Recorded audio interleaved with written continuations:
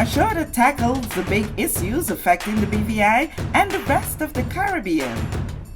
Searches for answers to today's big questions and gives viewers a unique perspective on developing stories. Follow the big story with me, Kathy Richards, only on JTV.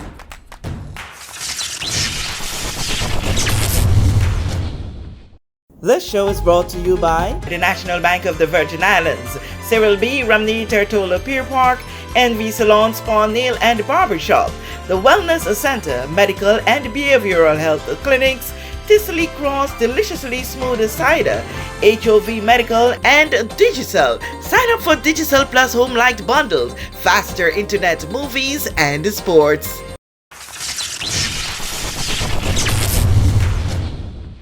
This is The Big Story. I'm Kathy Richards. I want to thank you so much for joining us for this edition. In studio with me is just off the mint.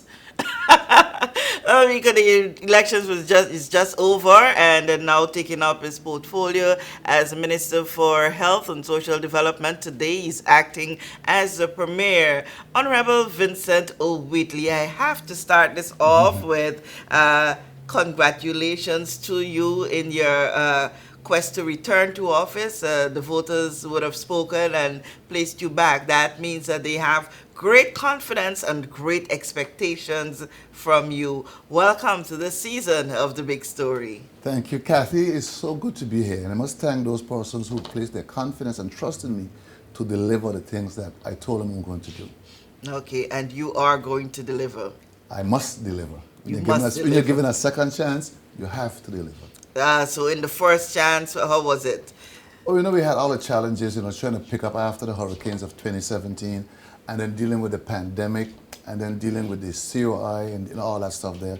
It was a very disruptive first term. Hopefully this term, it'll be very smooth sailing. We can focus on delivering for the people of this territory. Yeah, and while we cannot anticipate what the future is going to bring, because tomorrow is promised to none of us, And that is correct. But that 4-year period would have been one that would have fashioned you, put you in fire to fashion you, mold you in order to prepare you for delivery of things in the future. Oh, absolutely. I guess my luck is I had a chance to step back a bit for 1 year and look back. So the power of reflection is a powerful tool. You can look back and see all the missteps that were made and things that might have been omitted or left out. And you say, okay, I can't make this mistake again, I can't do that again, etc. So you're quite focused on the things that you have to do. You'd have heard the people in my district was a very close race. And that alone is a wake-up call. There's work to be done. There's a lot of work to be done. But many persons have also come forward and said, we are there with you this time, even more than last time, because we see the district needs the help. And I believe working together, strategic partnership alliances are what's needed to move the district and the country forward. In that 1-year period where you just stepped back from the ministerial responsibilities to just being a district representative, you said you had a lot of time to look and rethink things. What are some of those things that, struck you like, really, if I had only... It's more paying attention to persons. You see, when you come into office, particularly after a hurricane, you're just full speed. You're kind of like a horse on a track, just laser focus, going down the road. You're not stopping to look left nor right. And sometimes there are persons waving their hand, just wanting to stop and say, listen, there's something I want to talk to you about. I think that didn't happen a lot of times. You're so focused on getting things done. You didn't stop to smell the flowers along the way, stop to say good morning, or stop, how are you doing? In this moment, I guess you need to say an apology. So, yes, you could apologize for something like that. Because I'm a very focused kind of person. When you're focused, sometimes you overlook the periphery, because you're focused straight down the track. But I never had a chance, which I'm so happy I had an opportunity to stop and do a lot more home visits, particularly with the seniors. Even yesterday is Senior Citizens Month, this month. And yesterday before I went to the office early, then left the office to visit 3 particular seniors in my district. One is 101, one is 100, One is making 100, and one. That's North Song. That's not right. Florissa George. Florissa, yes. I spent time with her yesterday morning. Oh my God, so feisty. Into the 100. Oh my God, you think she was 80 something. Spent some time with her yesterday morning. And of course, Miss Iris Harrigan, she's making 100 on August 4th. Still, full, all faculties are intact. Can sit and chat and laugh, and oh my God, she's looking forward to her birthday. And Miss Ovila Vanterpool, who's 96. She made 96 in January. And over the last year, I spent a lot of time with particularly these persons to sit and, because they listen to the radio a lot. Yes. And so they're very much in tune with what's happening in the country and the things that they could tell you. Sometimes I'm shocked that they can keep these details in their mind. So when I say to them, Honorable Wheatley, you should really think about this, or you should really consider this and so forth. I've had like a year of that, even going to the schools and actually sitting with the children and listening to what because they're very much, even the children too. They're paying attention I when was they're surprised. not. Yes, I was surprised how in tune they were to this election cycle. And they could engage you on issues. I'm like, there is hope. I felt empowered and obligated at the same time to pay more attention, particularly to these young people, to sit. Just stop all the hustle and bustle. Just stop. Stop for a Sit. moment, yes. Sit and listen to these young persons. Understand what their concerns are. Understand what their aspirations are. Because they live in a time that is almost foreign to us. At least to me. Certain things that challenges that they're having. I never really had those challenges. And sometimes you even realize that they're living in a very different kind of world. Because when we say in a different kind of world, we often think technologically. Technology is different now than back in my day. But they're facing other challenges besides technology. And that part, I think, we often miss. What are the real challenges of our young people? What are these challenges? And some strange things do come up. It may sound strange to us, but Yeah. in their world, it's Exactly. the reality. Because you would think that the world I'm living in is the same world they're living in, and it's not at all. But see, when you're full speed trying to solve all the problems that you're aware of, you tend to miss some little subtle things that needs attention also. It's beautiful when we can recognize, where we would have had shortfalls and, and things we and missed. genuinely put our hearts towards going forward to try to work with it to make things better. So have that district and a ministry is often a challenge. So it's up to you how you want to balance it. But the key here is balance. So what I do before I come to Atola, I often go to my office, sometimes 7 or 8 in the morning, and then walk in my district office and then come to Atola to work at the ministry. But this morning, because it's Senior Citizen Month, I decided not to go to the office, but to go to the beach with some seniors. Just go to the beach. Where's the photo? Sit. It's not about photo. Yeah. Just sit and talk and listen to these persons. Yeah. But So it can't be full speed going, yeah. and not taking the time to stop and just listen. Yeah, sometimes people think that, when you take photos, you just want to be showing off on photo. But sometimes it's therapy, it's motivation. Sometimes Exactly. you see the senior there's like, wow, she's so far out in the water. Oh, wow, she could swim and I can't. I love drop social on those media. things. I love taking pictures, but I don't often do it anymore like that because sometimes you do it, you kind of miss the essence. You focus on the picture and not on the essence of what's happening at the time. Okay, so we're here now. So we have to go forward. We have a country to run. Yes, and big issues to address. Major issues, and one on the forefront we saw before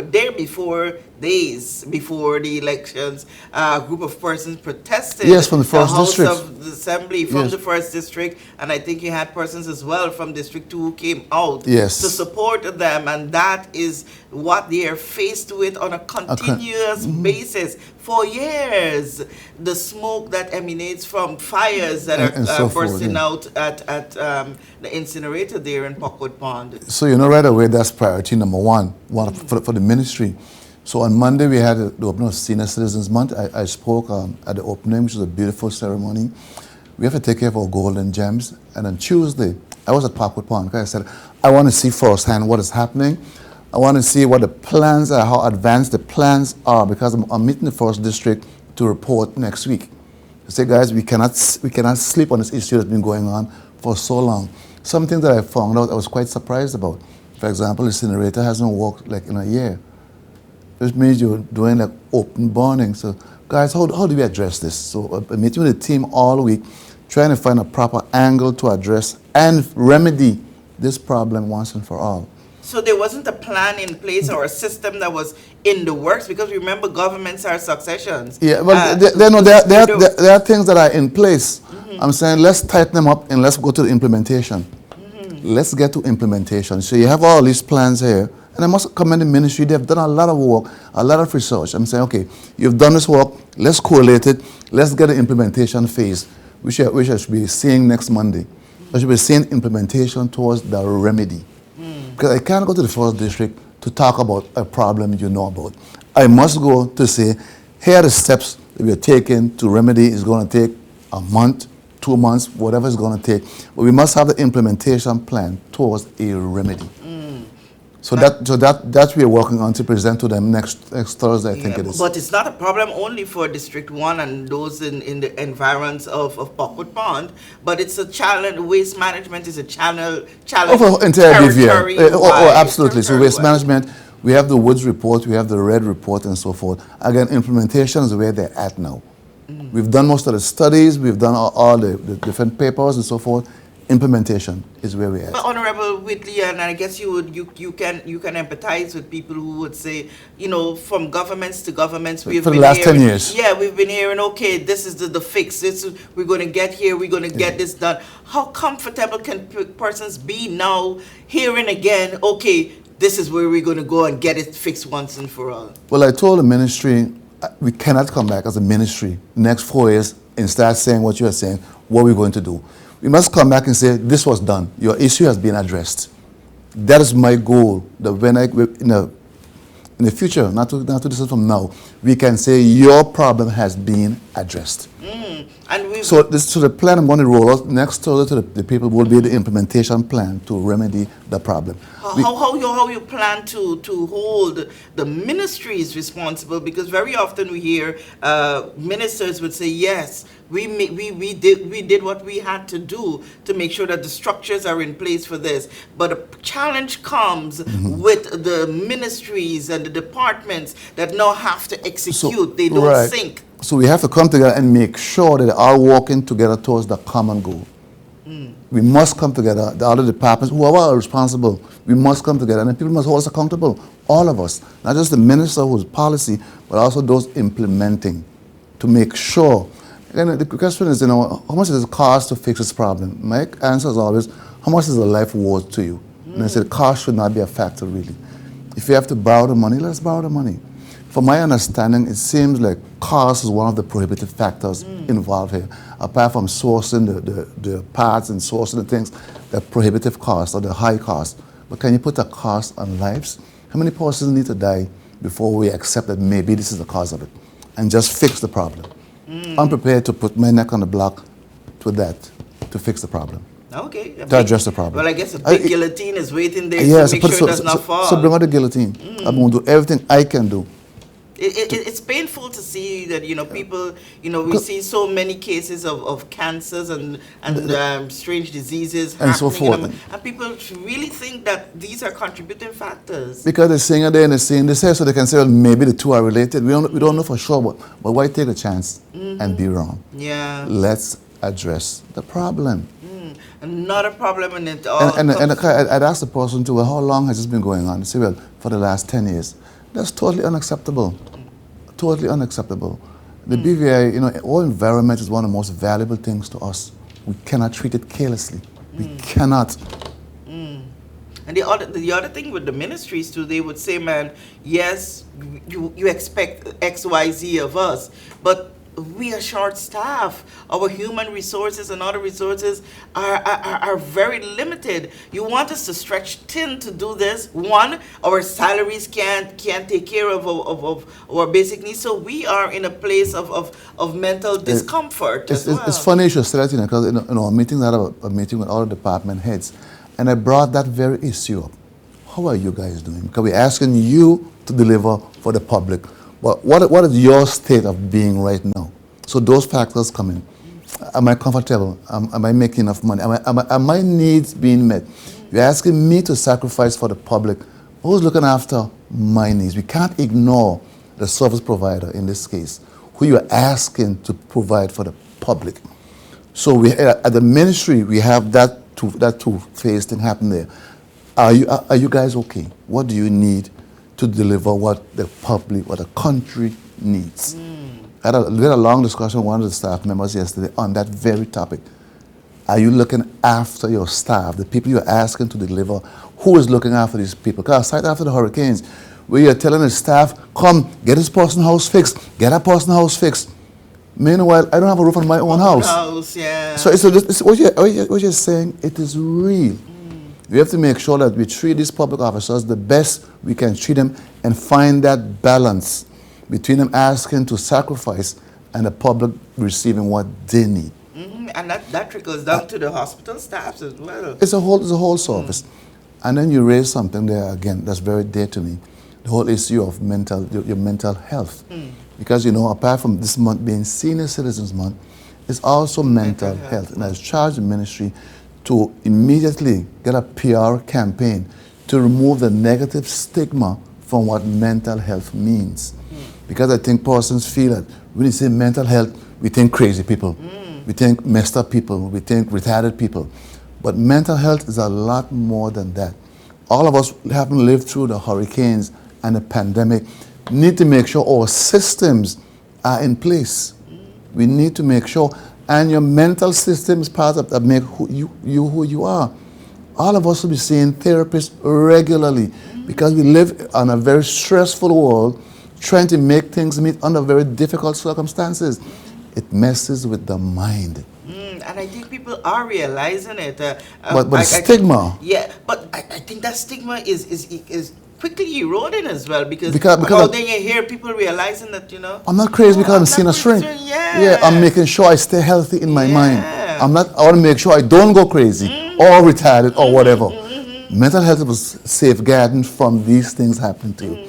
But I think it's just had a bad PR, a bad connotation, a bad thing to what mental health really means over the years. I think we'll get past it, but let's move on. We have to get past it now. So I say an aggressive PR campaign to remove the stigma of what mental health and what it means to be mentally healthy and the thing that causes you not to be mentally healthy, like stress, the pressures of life, trying to do this, you know, the 2 and 3 jobs, the children here, it's just a lot on persons. And we think we're okay because we can get up and we can smile and go to work. No, many of us are broken on the inside. And we need that smile covers that brokenness. The smile covers the brokenness, but we need to all heal and come to a place where we feel safe to go and seek the help that we need to stay healthy mentally and physically. As we are there, let's quickly deal with the staffing for the hospital, the furnishing of the hospital. I will say in this case, because we heard throughout the campaign trail and even before then, the call by Virgin Gorda to equip the Iris O'Neill health facility to a level where you could deliver babies, you could have all sorts of services that does not necessitate you coming all the way to Tortola to deal with this when you have that massive of an outfit that can take care of these, and nurses, doctors for territory-wide. Well, healthcare is high on my priority list. Also, I said during the debate in the 9th district that 2 priorities I had was particularly healthcare and education. I'm meeting the chairman this afternoon at 2 o'clock. I met the CEO on Tuesday, I think. I met the chairman today, so they could understand what the real concerns on the ground are. And basically, wherever you are in the BVI, you should never wonder if you get hurt, will I be attended to? It's an ease of mind. I want to know if I'm in a garden on a Sunday afternoon, if something happens to me, I will be attended to efficiently and properly. If I'm Jahphix on a Monday night and something happens to me, I will be attended to efficiently and quickly. If I'm Virgin Gorda on a Saturday morning and something happens to me. That's all people want to know. And the steps we need to take to do this have already started. We want to make sure we're always incrementally improving access to healthcare for all, whether it be a young person, an old person, or a visitor. We must do what we have to do to create better access to healthcare territory-wide. Now, Virgin Gorda, of course, is peculiar to me because it's in my district. And of course, I'll push extra hard to make sure the nursing clinic is open forthwith. And the guy that has a doctor as many days as possible, it can happen between 4 to 7 days. It can happen, maybe not every single week, but I've seen how it can happen. If needs be, it can happen. Yeah, but we need to say every single week because you never could tell when something pops up. But that's it. And again, I need to know 7 days a week if something happens to me anywhere in the BVI, I can be attended to efficiently. And, I remember in the previous administration of the hospital where it was talked about working out attractive enumeration packages for the staff there because they were losing so many nurses and doctors because other places are offering better salary and that was talked about but we have not seen anything materialize. It's not a no problem. It started way back when America, whenever they need professionals, particularly in healthcare and education. The Caribbean is their recruitment ground. So there's a whole brain drain going to North America. And what they're doing, they're increasing what they're offering. First used to be a high salary, then it was a high salary, and you could bring a family, then a high salary, your family, and an apartment, high salary, family, and we're going to give you status now. So they're making it very hard for us to attract or maintain the good talent. Very, very difficult. We have to get to a point where we're starting to attract our own persons back home who are willing to make a sacrifice for the development of our country. You will get a few, but until we are remunerating them better than we are right now, it's not going to happen right now. We must focus on training our own people and then compensating them properly. It's a process. It has to start. And maybe it has started already, I can't say.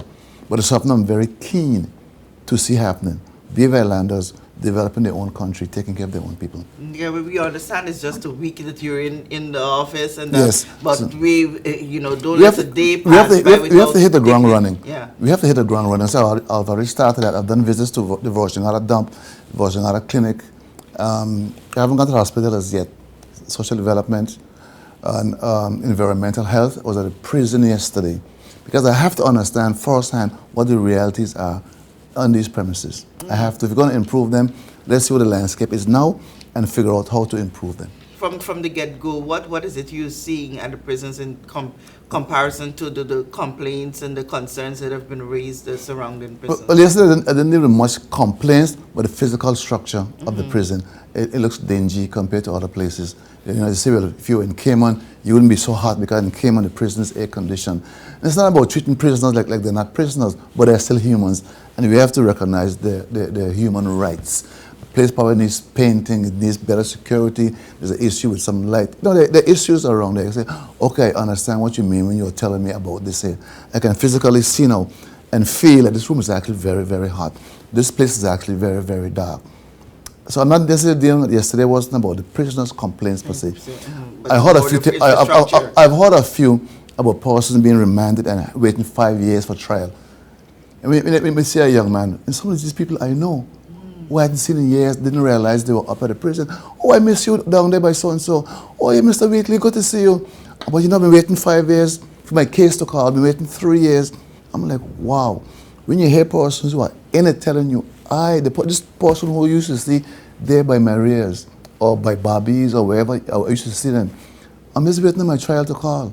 I'm here 3 years now, just waiting. And this case, it really hurts. It really hurts because they're human beings who say justice delayed is justice denied. Justice denied. Yeah. So, but when you hear them, you see it firsthand for yourself. It's a different experience to reading a report that says we have prisoners here on remand who are not seeing their case being heard for years, and going and speaking with this person. Then you understand. And some of them, despite what they feel is an injustice, they still have really good spirit. They appreciate the minister coming to see them and talk with them, give them a dab, give them a hug, a little word of encouragement. Okay. So in this first interview, we're just surfacing on things because just one weekend and we need to be fair to you. Quickly on another major issue that persons are looking forward to seeing it get handled is that of the national health insurance. Absolutely. I was a minister for NHI before, so we had started some amendments. One of the first things that we started doing is looking to see what the complaints were from the users and then create some amendments geared towards addressing those issues. I was told they went into each chambers in November of 2020.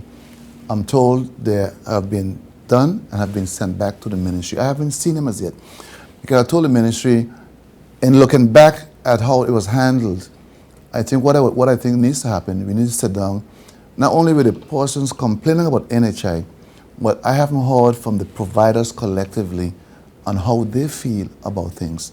So I was telling them I would like to have a meeting with all the providers as soon as possible, just to hear their side of the story. We should never act unilaterally on things like this. And an awakening to that was just recently. We saw one of the providers, a pharmacy, putting out a notice that, you got to come and pay your full bill and then reclaim. Right. Because so, obviously there was a challenge between exactly. providers and NHI and themselves. And I think that was part of the eye-opener for me. Let's bring everybody together, all providers. Let's hear what their side is, let's hear what their challenges are. Let's hear what their challenges are and how and what they may propose. I don't know what I will hear. But I told the ministry, let's get a meeting with the provider at some point in time. Let's sit with them. Because just like I hear stuff, you hear stuff, they probably hear stuff too. All we hear is the bad side of things. We don't very rarely hear the good side of anything. But I want to hear their story. I want to be fair as I can. I always try to be fair in all situations. Let's hear both sides and let's try and find an amicable solution. Because from what I'm understanding, the current situation is not sustainable. And when you're off the campaign trail, you're off the campaign trail, Yes. and we're looking at development. And we would have heard from a previous legislator, Ronnie W. Skelton, who was part of the author of NHI. Is there a plan to, because he was saying, those who are managing it now or would have managed it after his time in office do not necessarily have the true picture of how to manage it, because he keeps saying that this can be fixed. Are you planning to tap into that research, even if it's just to get an ear of where you see this? How can we work? It's our people that we want to get better. Since I've came to office for this first week, it's been a very busy week. A lot of persons have called and said, listen, I have some ideas. I want to listen to this person. I want to hear all of them. But we can't listen forever. Our listeners, the minutes can listen to, but we have to fix our system. We have to find the best solution that we can find right now and move towards addressing the issue. What we do know is not the most efficient right now. Personally, I'm getting the most out of it. It's not living out its true intention. I think the benefit was created out of really good intention. I'm not sure it's being realized the way it was envisioned to be. My job while I'm here is to make it the best it can be during my tenure. And whoever has the ideas, the resources, whatever it takes to make it work, I'm prepared to listen and talk with those persons. And for those who would say, hey, this person, no, you're willing to call out to them. Not just Absolutely. sit and wait for persons to come to you. The campaign is over. We have to move on and get this country advance. Move this country forward. The campaign is over.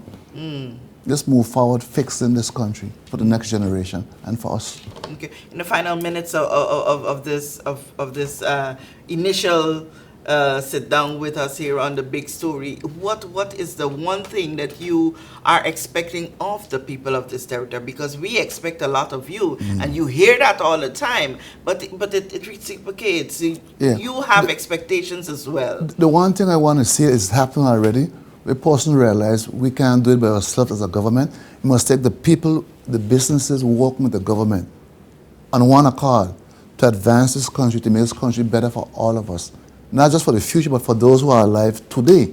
It's important we who are alive today also realize some successes, some wins.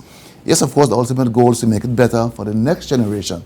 We can't leave ourselves out. It cannot be total sacrifice for us, for somebody else. We must realize some of the winnings that we are creating. So we must get a community, the civic bodies, individual businesses to work along with the government for the betterment of all of us. The old people say, when the tide in the harbor rises, all the boats rise together. And that should be our goal. All of us working together for the betterment of this country. Awesome, Honorable Wheatley. Again, I want to say congratulations on you being given that opportunity to serve the people of this territory at a ministerial post where you are integral in the formation and executing of legislations. Like I said earlier, expectations are high, and Yes. we can't fault anyone for having those expectations because the times are not like yesterday. And that's very true. And Kathy, in closing, I just want to thank the people from the 9th District who voted for me or supported me in one way or the other, and putting their confidence back in me to continue and to finish the work that we started together. Thank you. And thank you for making time out this morning to sit here and have this discussion. We know, like we would have done in the past, you know, when you're called on, you're ready to be here. Find time for us. Thank you, Kathy. A channel for the people to hear from you through this medium. I want to thank you so much for being here, and I want to thank you also for tuning in for this edition of The Big Story. I'm Kathy Richards. We know that where you choose to bank matters, and it is your vote on what your funds do in strengthening our community.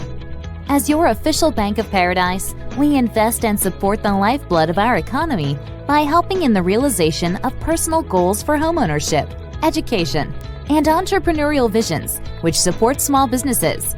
We make it our place to connect with persons and worthy causes, and we have been doing so for more than 30 years. Where your money goes and what your dollars empower are your choice. And we thank you for choosing us, a bank that gives where it matters the most, for you, for our community, and a happier tomorrow. The National Bank of the Virgin Islands.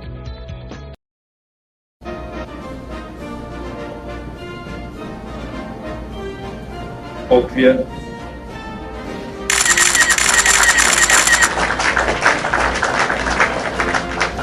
Hi, I'm Cowboy, and I'm running for president of Stake. Thank you. And I will meet your needs.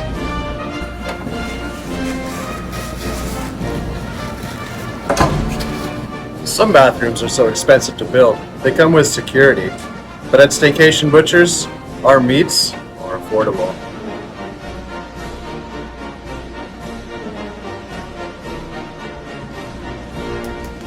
People always ask me, Cowboy, where does your salmon come from?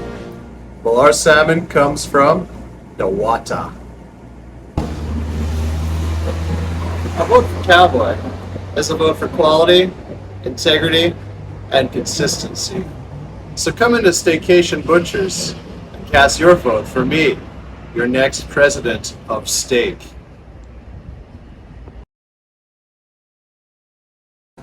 Alexandra Durant approves this message. No, I don't. Everyone looks to the future, but no one truly knows what the future holds. The number of people under the age of 20 with type 2 diabetes could increase by 49% by 2050. Let it be known that we all have a 30% chance of developing hypertension. Globally, more than 300 million people of all ages suffer from depression. More than 60,000 young adults aged 20 to 39 are diagnosed with cancer each year. Obesity leads to problems such as stroke, heart disease, and kidney failure. No matter your race, age, or color, we are all at risk. These diseases can be managed or prevented if caught early. But with the right medicine and the right doctors to keep us on a path to live a robust and healthy life, we will live well.